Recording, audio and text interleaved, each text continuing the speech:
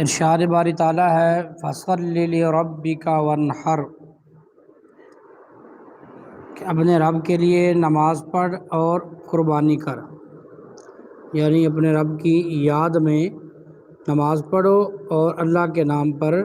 قربانی کرو۔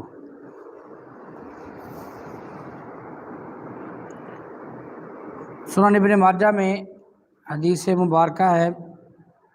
حضرت زید بن ارقم رضی اللہ تعالیٰ عنہ روایت کرتے ہیں کہ صحابہ کرام نے رسول اللہ صلی اللہ علیہ وسلم سے یہ سوال پوچھا، یا نبی اللہ یا رسول اللہ صلی اللہ علیہ وسلم، یہ فرمائیں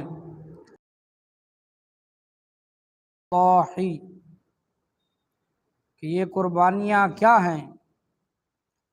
تو آقا کریم صلی اللہ علیہ وسلم نے ارشاد فرمایا، سنت ابیکم ابراہیم، تمہارے بزرگوار، تمہارے دادا، تمہارے جد امجد ابراہیم علیہ السلام کی سنت ہے۔ صحابہ نے پوچھا، فما لنا یا رسول اللہ صلی اللہ علیہ وسلم، اے اللہ کے نبی صلی اللہ علیہ وسلم، یہ ارشاد فرمائیں کہ اس میں ہمارے لیے کیا ہے؟ ہم قربانیاں کریں گے تو کیا ہمیں کوئی اجر و ثواب ملے گا؟ تو آقا کریم رؤوف الرحیم صلی اللہ علیہ وسلم نے ارشاد فرمایا، بکل شعرۃ حسنہ، قربانی کے جانور کے ہر بال کے بدلے اللہ تبارک و تعالیٰ نیکی عطا فرمائے گا۔ صحابہ پھر سراپا سوال بن گئے، فصوف یا رسول اللہ صلی اللہ علیہ وسلم، یا رسول اللہ اون کے بارے میں کیا معاملہ ہے؟ تو چونکہ اون میں بھی بال ہوتے ہیں تو آقا کریم رؤوف الرحیم صلی اللہ علیہ وسلم نے ارشاد فرمایا، بکل شعرۃ من الصوف حسنہ، کہ اون کے بھی ہر بال کے بدلے اللہ تعالیٰ نیکی عطا فرمائے گا۔ اسی طرح روایات میں ملتا ہے کہ ماہ ذی الحج کے پہلے 10 دنوں میں کیے جانے والے اعمال اللہ تعالیٰ کو سب اعمال سے زیادہ محبوب ہیں، اور یہ بھی روایات میں ملتا ہے کہ ماہ ذی الحج کے پہلے عشرہ میں کیے جانے والے اعمال، کی جانے والی نیکیاں اجر و ثواب میں اتنی بڑھ جاتی ہیں کہ ہر نیکی 700 نیکیوں کے برابر اللہ تعالیٰ عطا فرماتا ہے۔ اب دیکھیں قربانی کے جانور کے بال کتنے زیادہ ہیں، پھر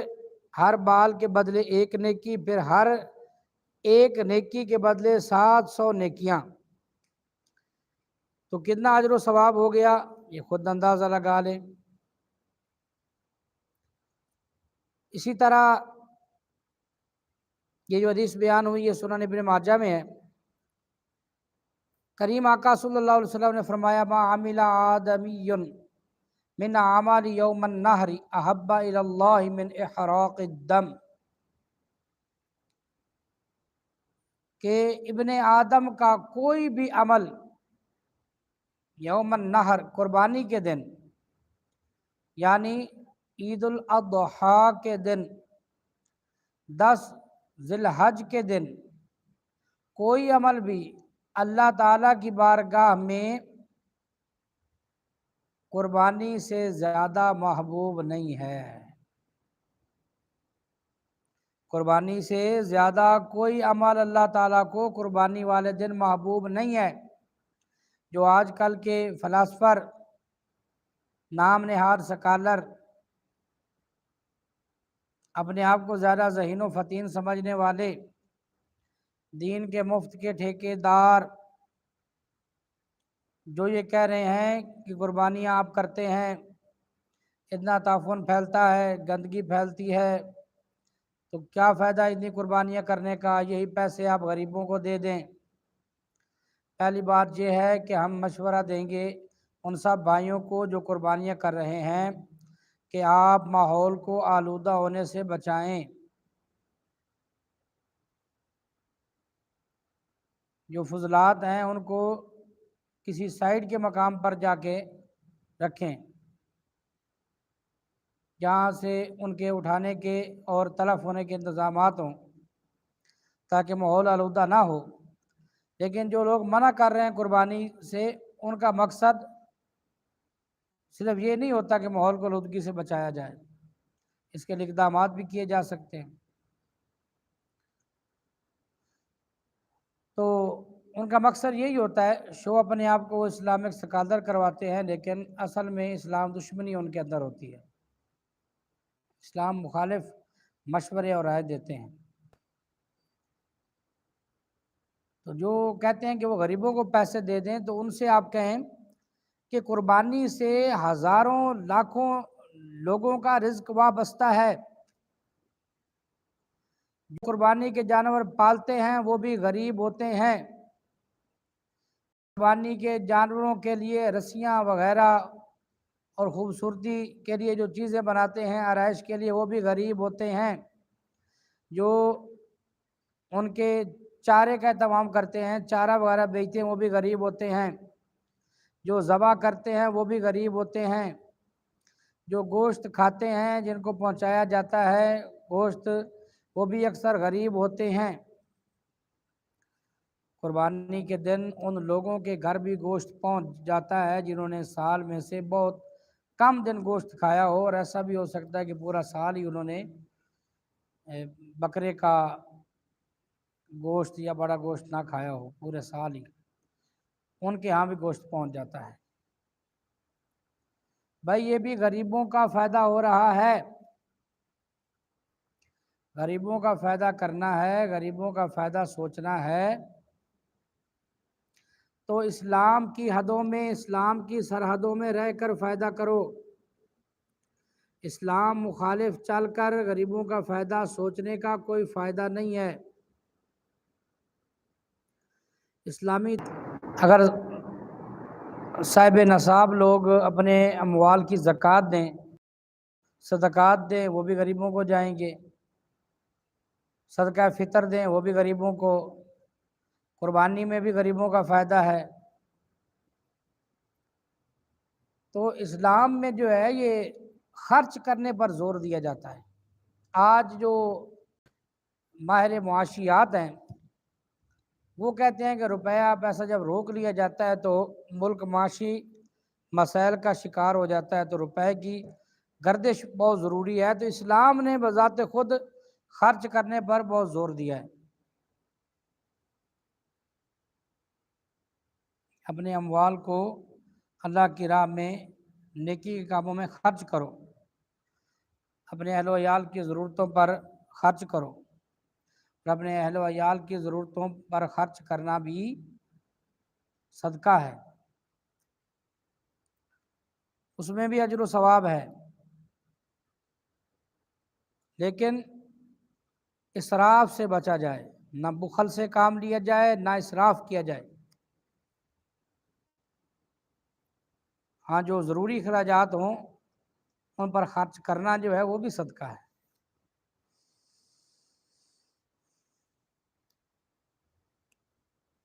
اور جو نصف پاک شروع کی تھی پڑھنی، پہ اس کی تفصیل میں بات ذرا آگے نکل گئی کہ ابن آدم کا کوئی بھی عمل 10 ذی الحج کے دن، عید الاضحیٰ کے دن، اللہ کی رضا کی خاطر،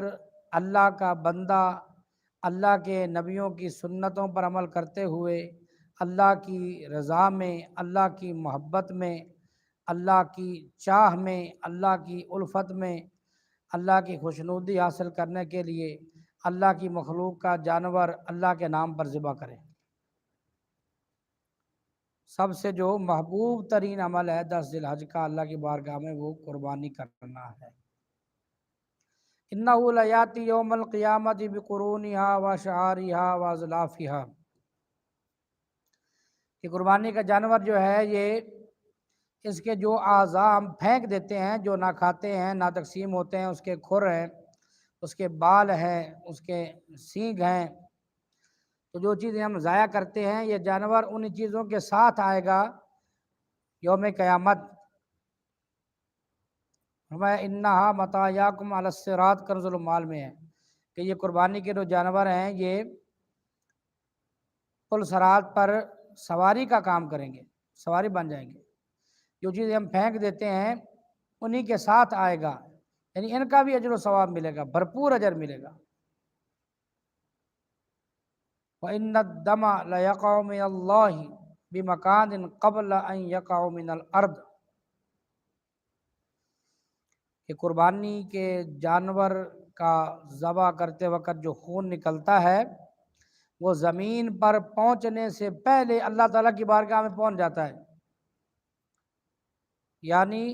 قربانی کے جانور کا خون زمین پر بعد میں پہنچتا ہے،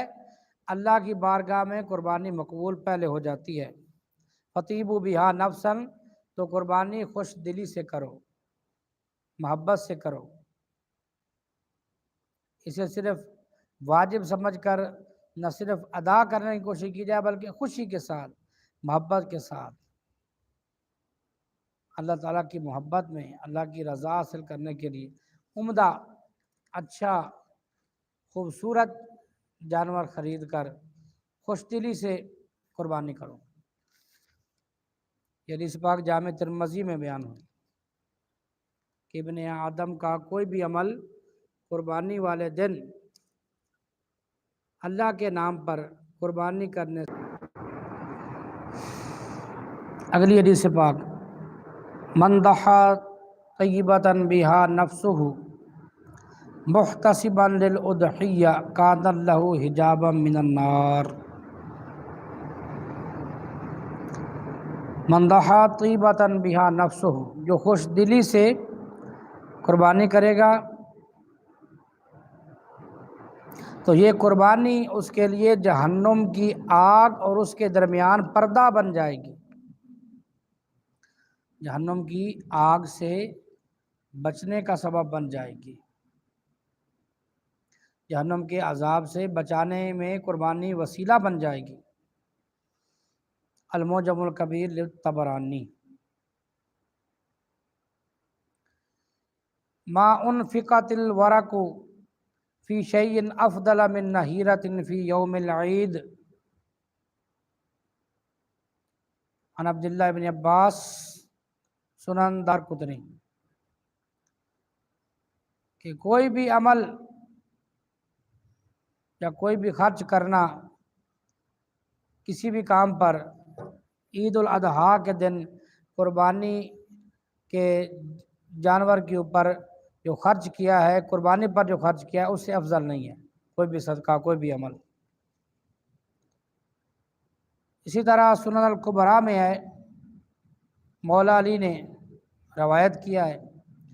کہ سیدہ فاطمہ الزہرا کو رسول اللہ صلی اللہ علیہ وسلم نے ارشاد فرمایا کہ جب قربانی ہو رہی ہو جو تم کرو، کیونکہ قربانی صرف مرد پر فرض نہیں، صرف گھر کے سربراہ پر فرض نہیں، گھر میں جتنے لوگ مالک نصاب ہوں گے، صاحب نصاب ہوں گے، ان سب پر قربانی واجب ہے۔ قربانی کیا ہے؟ واجب۔ گھر میں جتنے لوگ صاحب نصاب ہوں گے ان پر قربانی واجب ہے۔ شوہر الگ مالک نصاب ہے اس پر الگ واجب ہے، بیوی الگ مالک نصاب ہے اس پر الگ واجب ہے، بیٹے بیٹیاں باقی گھر کے افراد الگ مالک نصاب ہے ان پر الگ واجب ہے۔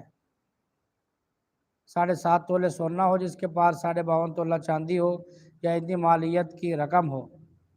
کچھ سونا ہو یا کچھ چاندی ہو، کچھ نقد رقم ہو، کچھ ضرورت سے زائد اشیاء ہوں، موبائل لاکھوں کا بھی ہو تو ضرورت میں داخل ہے۔ گھر میں ایسے کپڑے، ایسے برتن جو کبھی استعمال نہیں ہوتے، ضرورت سے زائد ہیں۔ ہاں ایسے برتن اور ایسے کپڑے، ایسے بستر وغیرہ جو مہمانوں کی ضرورت کے لیے رکھے ہیں، اگرچہ استعمال نہیں بھی ہوتے وہ ضرورت کے ہیں، جو کبھی استعمال نہیں ہوتے وہ اور مہمانوں کے لیے بھی نہیں رکھے ہوئے غیر ضروری ہیں۔ ٹی وی، وی سی آر وغیرہ غیر ضروری ہے، گھر میں لگائی قیمتی سینریاں وغیرہ غیر ضروری ہیں۔ تو ان سب چیزوں کو ملا کر اگر ان کی رقم 7.5 تولے سونا یا 52.5 تولہ چاندی تک پہنچ جائے، یعنی کچھ رقم ہو یا کچھ مال تجارت ہو، ضرورت سے زائد اشیاء ہوں، کچھ سونا ہو، کچھ چاندی ہو، یا ضرورت سے زیادہ اشیاء، ان میں سے کوئی بھی چیزیں دو تین جو اکٹھی ہو جائیں، ان میں سے کوئی بھی دو چیزیں اکٹھی ہو جائیں پانچوں میں سے، اور ان کی قیمت 7.5 تولے سونا تک یا 52.5 تولہ چاندی تک پہنچ جائے تو وہ مالک نصاب ہے۔ پھر اس میں جو قربانی میں شرط ہے کہ سال گزرنا مال پر، یہاں زکوٰۃ میں جو شرط ہے سال گزرنا، قربانی میں نصاب کے اوپر سال گزرنا شرط نہیں ہے۔ قربانی میں جو صاحب نصاب ہے اس کے مال پر سال گزرنا شرط نہیں۔ قربانی والے دن بھی مالک نصاب ہو گیا، قربانی کرنا واجب ہو جائے گا۔ تو فرمایا نبی پاک صلی اللہ علیہ وسلم نے حضرت فاطمہ الزہرا سے، فشہدی اضحیتک اما ان لک باول قطرۃ تقطر من دمها مغفرۃ لکل ذنب۔ حضرت فاطمہ الزہرا سے رسول اللہ صلی اللہ علیہ وسلم نے ارشاد فرمایا کہ جب قربانی کرو تو اس کے پاس موجود ہونا جب جانور ذبح ہو، یعنی اگر مولا علی ذبح کر رہے ہوں، کوئی محرم ذبح کر رہا ہو، تو اے میری بیٹی فاطمہ، رسول اللہ نے فرمایا کہ ذبح ہوتے وقت قربانی کے جانور کے پاس موجود ہونا، یعنی اپنے ہاتھوں سے ذبح کرنا سب سے افضل ہے، پھر اس کے پاس موجود ہونا افضل ہے۔ پھر موجود نہ بھی ہو تو کم از کم اجازت دے دے کسی کو کہ میری طرف سے قربانی کا جانور ذبح کر دو اللہ کے نام پر۔ تو فرمایا کہ اس کے قربانی کے جانور کے ذبح ہوتے وقت پہلا قطرہ خون کا جب نکلے گا اس کے ساتھ ہی تمام گناہ معاف ہو جائیں گے۔ تو صحابہ نے پوچھا یا رسول اللہ صلی اللہ علیہ وسلم، یہ صرف آپ کے اہل بیت کے لیے ہے یا یہ فضیلت سب لوگوں کے لیے ہے؟ تو آقا کریم صلی اللہ علیہ وسلم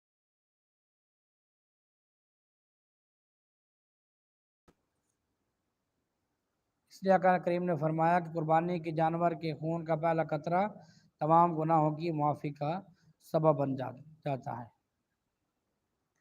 اہل بیت اطہار تو اللہ کے فضل و کرم سے گناہوں سے محفوظ ہیں، محفوظ۔ انبیاء معصوم ہیں، اہل بیت محفوظ ہیں۔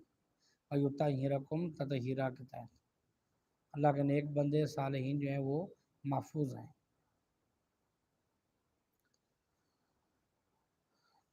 فرمایا کہ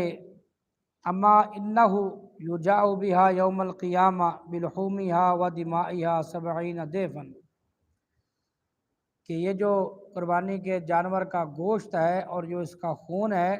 اس کو 70 گنا بڑھا کر، یعنی 70 سے ضرب دے کر 70 گنا بڑھا کر نامہ اعمال میں نیکیوں کے پلڑے میں بطور ثواب داخل کیا جائے گا۔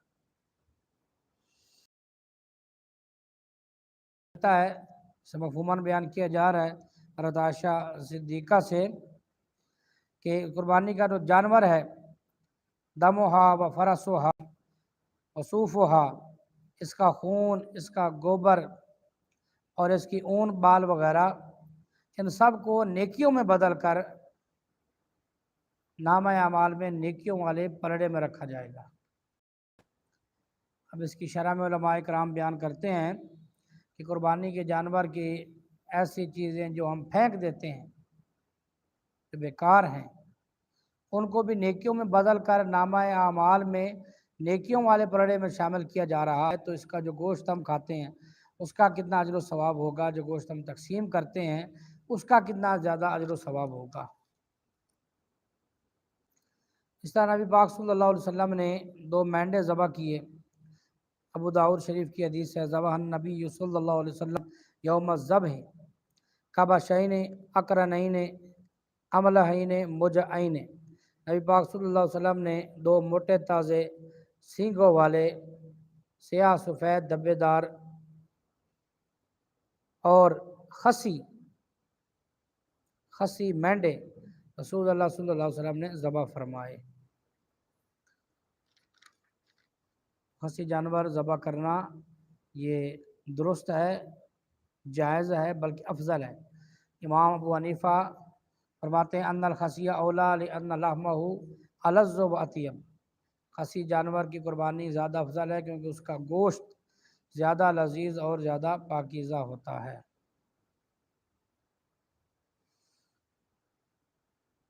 اسی طرح بھینس اور بھینسا کٹا، اس کی قربانی کے حوالے سے عید الاضحیٰ کے موقع پر کٹا کھل جاتا ہے، نیا کٹا کھل جاتا ہے، بھینس کی قربانی جائز نہیں جی۔ اس پر جو ہے ہمارے یہاں جو دلائل موجود ہے ان میں حدیث بھی ہے، اجماع بھی ہے، قیاس بھی ہے۔ مصنف عبدالرزاق میں ہے حضرت مولا علی سے اور امام حسن بصری کی حدیث سے یہ ثابت ہے کہ بھینسے کی قربانی جائز ہے۔ الاجماع علی ابن المنذر میں ہے اجمع علی ان حکم الجوامیس حکم البقر، اس پر اجماع ہو چکا ہے علماء امت کا کہ گائے جو ہے یہ بھینس جو ہے یہ گائے کے حکم میں داخل ہے، بھینس گائے کے حکم میں داخل ہے۔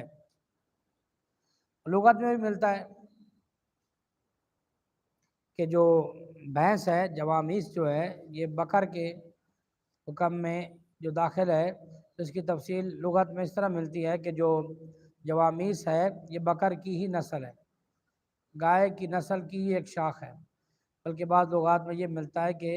گائے کی نسل میں زیادہ عمدہ اور زیادہ بہتر جو نسل ہے وہ اس کو بھینس کہتے ہیں، اس کو جوامیس کہتے ہیں، اس کی قربانی میں کچھ حرج نہیں۔ بڑے جانور کی قربانی میں بھینس، بھینسا، بیل، گائے، اونٹ 7 لوگ شامل ہوں گے۔ بعض لوگ جامع ترمذی کی ایک حدیث سے وہم پیدا کر دیتے ہیں ذہنوں میں کہ نہیں، اونٹ میں 10 لوگ شامل ہو سکتے ہیں۔ حضرت عبداللہ بن عباس کی روایت و بیان کرتے ہیں کہ رسول اللہ صلی اللہ علیہ وسلم نے اونٹ کی قربانی میں 10 لوگوں کو شامل ہونے کا حکم فرمایا، لیکن اس میں ڈنڈی یہ مارتے ہیں، دھوکہ دے دیتے ہیں، کسی حدیث کے آگے حدیث حضرت جابر کی امام ترمذی نے بیان کی ہے اس کو چھپا جاتے ہیں، جس میں یہ حکم ہے کہ قربانی کے اونٹ میں 7 لوگ جو ہیں وہ شامل ہوں، اونٹ کی قربانی میں 7 لوگ شامل ہوں گے۔ ایک زیادتی یہ کرتے ہیں، اس حدیث کو چھپاتے ہیں، اور دوسری زیادتی یہ کرتے ہیں کہ آگے امام ترمذی نے فتویٰ دیا ہے کہ پہلی والی جو روایت ہے 10 لوگوں کے اونٹ میں شامل ہونے کی قربانی میں، وہ صحابہ کی متروک ہے، ترک کردہ ہے، اور 7 لوگوں والی جو روایت ہے اس کی پر صحابہ کا عمل تھا۔ والعمل علی ھذا عند اہل العلم من اصحاب النبی صلی اللہ علیہ وسلم، رسول اللہ صلی اللہ علیہ وسلم کے صحابہ کا اسی پر عمل تھا۔ جو روایت یہ ہے کہ حضرت جابر کی کہ 7 لوگ جو ہیں اونٹ کی قربانی میں شامل ہوں۔ تو جانور کے ذبح ہونے میں احتیاط یہ ہے کہ اس کو پہلے پانی پلا دیا جائے، اس کے ہاتھ پیر باندھ دیے جائیں، مطلب اس کے پیر جو ہیں وہ باندھ دیے جائیں، اور چھری کو اچھی طرح تیز کر لیا جائے، جانور جو ہے قبلہ رخ لیٹایا جائے، اور ذبح کرنے والا تکبیرات ساتھ ساتھ ضرور پڑھے۔ اگر جان بوجھ کر تکبیرات نہیں پڑھی تو جانور جو ہے حرام ہو جائے گا۔ 4 رگیں کاٹے، خون والی 2، اور ایک سانس والی، ایک خوراک والی، اور آس پاس کی خون والی، 4 رگیں کٹیں تو ذبح ہو جائے گا۔ پورا جو ہے وہ گردن کا حصہ جسم سے علیحدہ نہیں کیا جاتا، 4 رگیں کاٹنی چاہیے۔ 3 بھی کٹ جائیں تو جانور حلال ہو جائے گا، ذبح ہو جائے گا۔ 4 کٹیں تو افضل اور بہتر اور درست طریقہ ہے۔ اور جس جانور کو ذبح کر رہے ہیں وہ دوسرے جانوروں کے سامنے نہ ذبح کیا جائے اس کو، یہ بھی آداب میں سے ہے۔ بچے بھی پاس موجود نہ ہوں اور دیگر جانور بھی پاس موجود نہ ہوں۔ اسی طرح حدیث میں ملتا ہے کہ نبی پاک صلی اللہ علیہ وسلم نے 2 جانوروں کی قربانی کی، اور ایک کو قربان کرتے ہوئے فرمایا اللہ متقبل میں محمد صلی اللہ علیہ وسلم کہ یا اللہ اس کو اپنے نبی کی طرف سے اپنی بارگاہ میں قبول فرما لے۔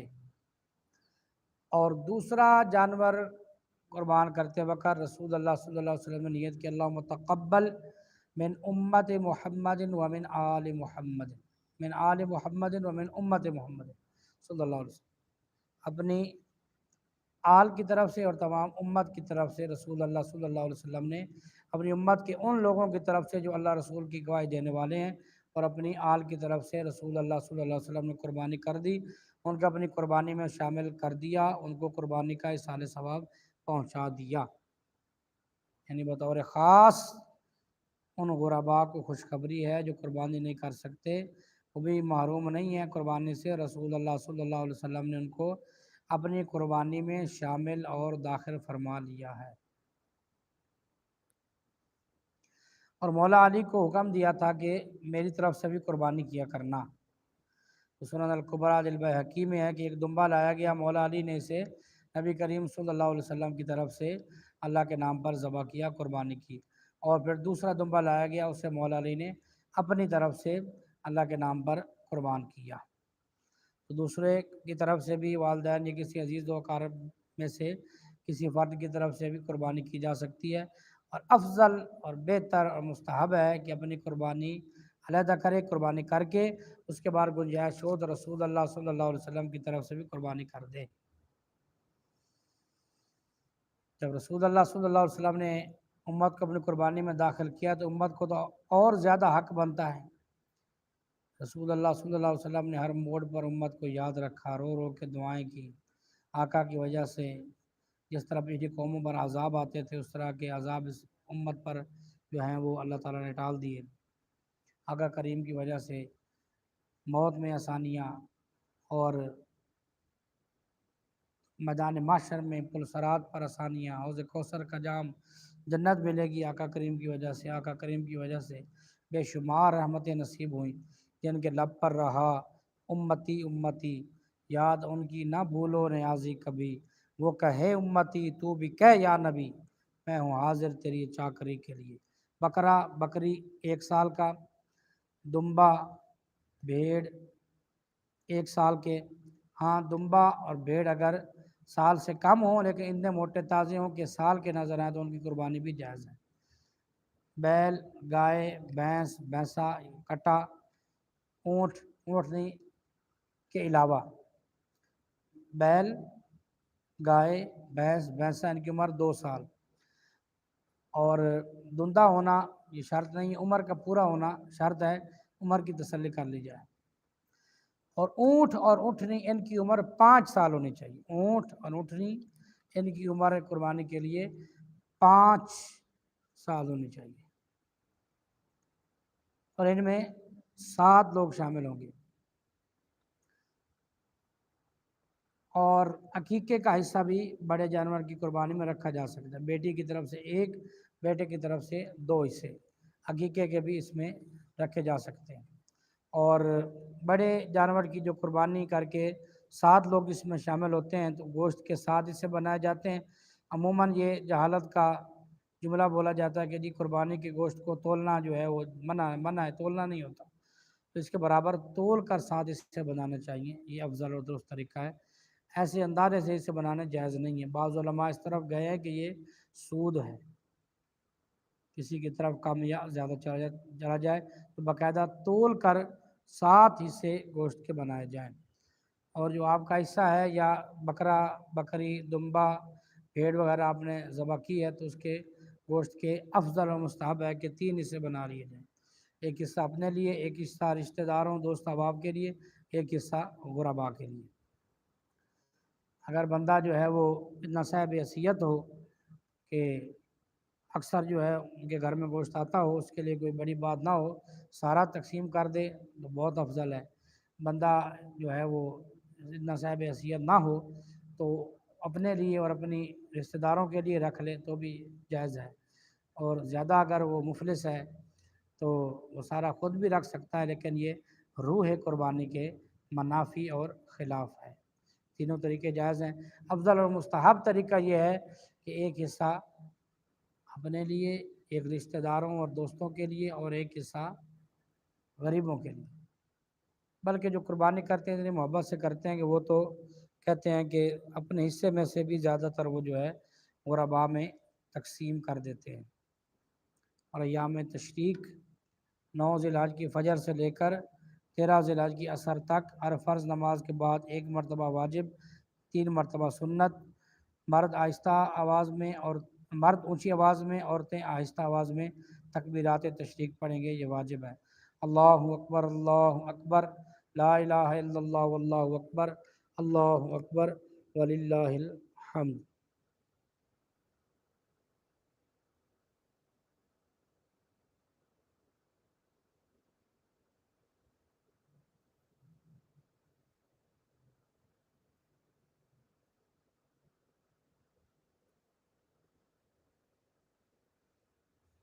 ذی الحج کے نا اللہ اکبر وللہ الحمد۔